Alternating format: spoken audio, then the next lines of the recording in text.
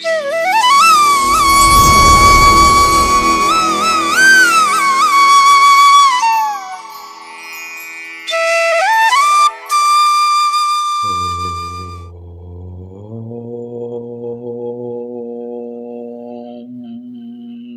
సమర్థ సద్గురు సాయినాథ్ మహారాజ్ కీ జై.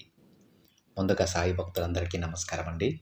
వీడియో చూస్తున్న ప్రతి ఒక్కరిపైన ఆ సాయినాథుని ఆశీస్సులు ఉండాలని, బాబాగారి భక్తులందరూ ఎప్పుడూ కూడా ఆనందంగా సంతోషంగా వారి జీవితాన్ని గడపాలని మనస్ఫూర్తిగా కోరుకుంటూ ఈ వీడియో స్టార్ట్ చేస్తున్నాను ఫ్రెండ్స్.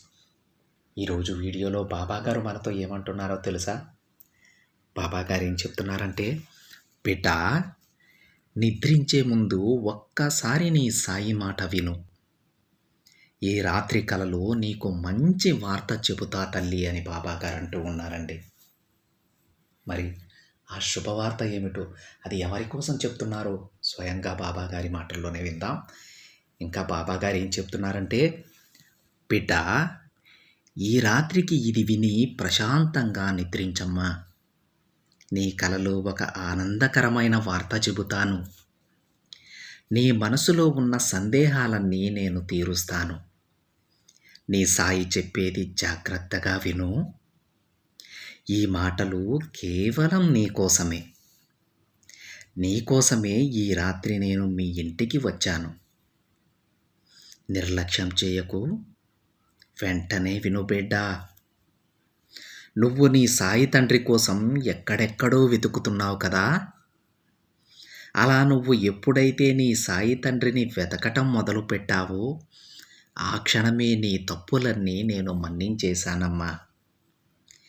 నేనేం తప్పు చేశాను బాబా, నేను అందరికీ మంచే చేశాను కదా అని అనుకుంటున్నావా? కొంచెం జాగ్రత్తగా ఆలోచించు, నీకే అర్థమవుతుంది. అర్థమైందా? నువ్వు ఒకరోజు నా దగ్గరకు వచ్చి క్షమాపణ కూడా కోరావు. అప్పుడే నేను ఆ తప్పుని మన్నించేశానులే. కంగారు పడకు. జరిగిన దాని గురించి ఆలోచించకు. దానిని పూర్తిగా మర్చిపో బిడ్డ. అంతా నేను చూసుకుంటాను. నన్ను ఎక్కడెక్కడో వెతికి వెతికి అలసిపోయిన నీకు ఒక్క విషయం చెప్పనా? నేను నీతోనే ఉన్నాను కదా. మరి నా కోసం ఎందుకు ఎక్కడెక్కడో వెతుకుతున్నావు తల్లి? నేను నీ ఇంట్లో పటంగా విగ్రహంగా ఉన్నప్పుడు నువ్వు నన్ను నమ్మావు. నన్ను పూజించడం మొదలుపెట్టావు. అందుకే నేను నీ కోసం వచ్చి నీ చెయ్యి పట్టుకొని ముందుకు నడిపిస్తున్నాను. ఆ విషయం నీకు తెలియక నా కోసం వెతుకుతూ ఉన్నావు బిడ్డ. ఒక్కసారి నీ మనసుతో చూడు. నేను నీ కళ్ళ ముందే ఉన్నాను. నువ్వు నన్ను పూజించేది, నన్ను పిలిచేది అవన్నీ కూడా నేను చూస్తూనే ఉన్నాను బిడ్డ. నువ్వు వెళ్ళే ప్రతి చోట నీకు కాపలాగా ఉన్నాను. నీకు ఒక నీడలా నీ వెంటే తిరుగుతున్నాను తల్లి. నువ్వు ఒక విషయం గురించి ఎక్కువ బాధపడుతున్నావు కదా. నీ చుట్టూ ఉన్న వారంతా నిన్ను అవమానిస్తున్నారని, బాధ పెడుతున్నారని కన్నీరు పెట్టుకుంటున్నావు. అలాంటి సమయంలో కూడా నన్ను ఎవరో కాపాడుతున్నారు అని గుర్తించావా? అలాంటి సందర్భంలో ఇది కళ లేక నిజమా అనేది తెలియక చాలా ఆందోళనలో ఉన్నావు. అదంతా కూడా నిజమే తల్లి. నిన్ను నేను కంటికి రెప్పలా కాపాడుకుంటున్నాను. ఇప్పుడే కాదు బిడ్డ, నీ జీవితమంతా నేను నీతోనే ఉంటూ నీకు రక్షక కవచంలా ఉంటాను. నువ్వు ధైర్యంగా ఉండు. నీ అలవాటులను మార్చుకో. నాలో ఐక్యం అవ్వు. వెంటనే నీ కర్మదోషాల నుంచి, నీ పాపాల నుంచి నిన్ను దూరంగా తీసుకెళ్తాను.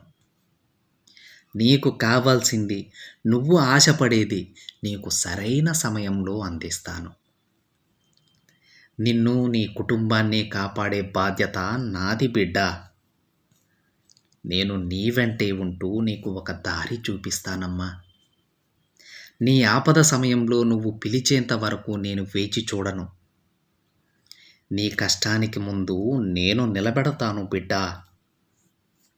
నన్ను దాటి ఆ కష్టం నీ దగ్గరకు రావాల్సిందే. నిన్ను చుట్టుముట్టిన సమస్యలను నేను తరిమేస్తాను. ఇలా ఎప్పుడూ నేను నిన్ను కాపాడుకుంటూనే ఉంటానమ్మా. కొన్ని సందర్భాలలో జాగ్రత్తగా ఉండు బిడ్డా. అలాంటి సందర్భాలలో నేను నీకు కొన్ని సంకేతాలు కూడా పంపుతాను. అది ఎవ్వరి ద్వారా అయినా సరే నేను నీకు చేరవేస్తాను. కొంచెం గమనిస్తూ ఉండు.